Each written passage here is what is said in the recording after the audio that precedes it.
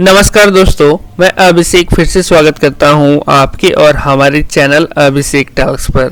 आज के इस वीडियो में हम लोग बात करेंगे जो जमाबंदी पंजी प्रति आपको मिल रही है ज़मीन सर्वे के लिए, वो किस प्रकार से भरना है, वो तमाम जानकारी आज की इस वीडियो में हम लोग देने वाले हैं। तो सबसे पहले आप सभी लोगों को पता है कि इस प्रकार से आपका जो है ये जमाबंदी पंजी प्रति यहाँ पे प्राप्त हो रही है। ठीक है, तो तमाम जानकारी यहाँ पे देने वाले हैं कि किस प्रकार से फॉर्म को भरना है, क्या क्या करना है, ये सारी चीज़ें यहाँ पे बताने वाले हैं। ठीक है, तो उससे पहले आप हमारे चैनल पर नए हैं तो सबसे पहले आप हमारे चैनल को सब्सक्राइब कर दें, लाइक कर दें और उन तमाम दोस्तों के पास भेज दें जिनको ये वीडियो की ज़रूरत है। तो चलिए वीडियो को स्टार्ट करते हैं।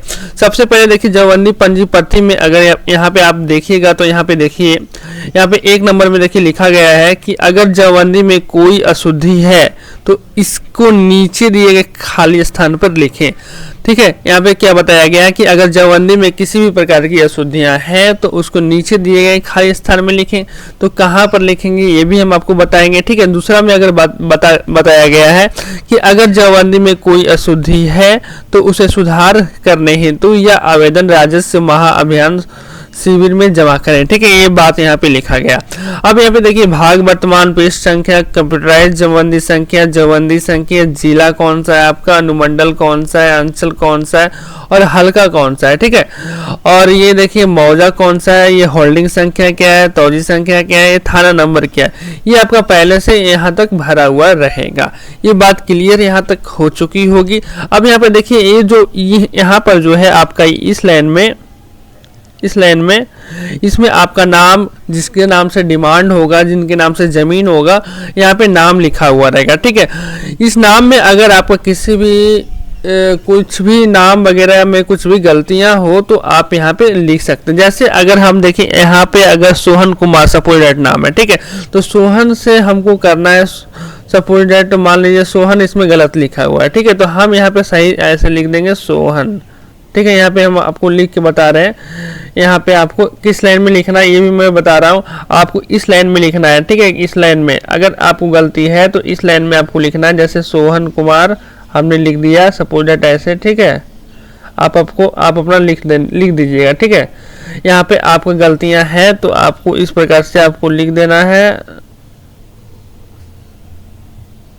ठीक है, इस प्रकार से आप अपना लिख दीजिएगा सोहन कुमार। कुछ भी अगर गलतियां हो तो इस लाइन में आपको यहाँ पे लिख देना है। अब गलतियां हुई है तो इसके साथ से क्या लगाइएगा। ठीक है, अगर गलतियां गलतियां आपके नाम वगैरह में है, नाम में है, तो आपको इसमें जो है इतना जो लिखा हुआ है इसमें से कुछ भी आप लगा सकते हैं। क्या क्या लगा सकते हैं, तो यहाँ पे देखिए लगान रसीद है,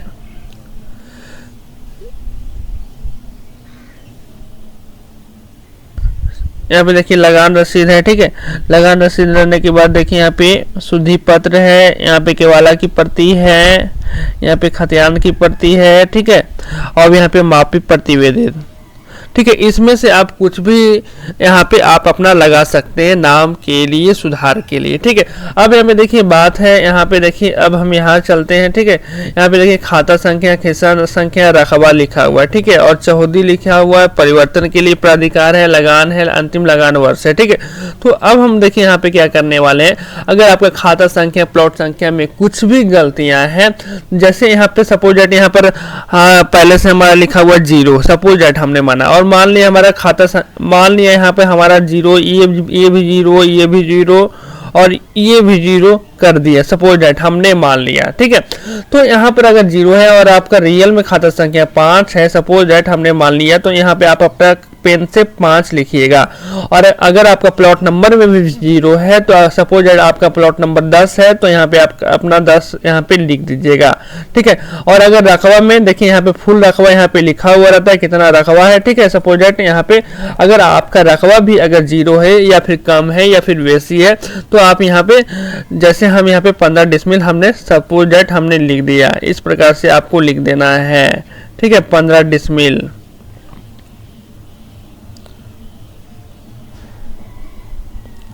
ठीक है, इस प्रकार से लिख देना है। और बाकी जो है आप अपना चौहदी को यहाँ पे भर दीजिएगा। यहाँ पे देखिए चौहदी यहाँ पे लिख दीजिएगा यहाँ पे। ठीक है, जो भी आपका पूरा उत्तर पश्चिम और ये दक्षिण है, ठीक है, यहाँ पे लिख दीजिएगा। परिवर्तन के लिए अधिकार सेम रहेगा। आपका जो लगान है देखिए यहाँ पे सेम है, 10 रहेगा। यहाँ पे कुछ भी नहीं करना, अंतिम लगान वर्ष क्या है आपका, ये कुछ भी नहीं करना है, ठीक है। अब बात आती है खाता नंबर, प्लॉट नंबर की बात हो चुकी है, रकबा की बात हो चुकी है। अगर आपके पास और खाता और प्लॉट है और लेकिन चढ़ा हुआ नहीं है, ठीक है, तो आपको यहाँ पे लिखना है। क्या समझे बात को।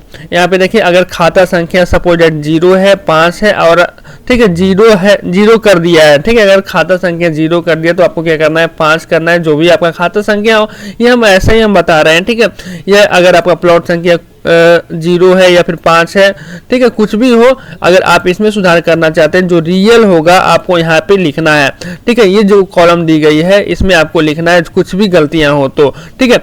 अब बात आती है कुल परिमाण में भी अगर गलतियां हैं, जैसे आपका आ रहा है 15 डिसमिल, तो अगर सपोज आपका आ रहा है 20 डिसमिल, तो यहाँ पे आप अपना 20 डिसमिल यहाँ पे लिख सकते हैं, जो भी आपका टोटल जमीन यहाँ पे शो होगा।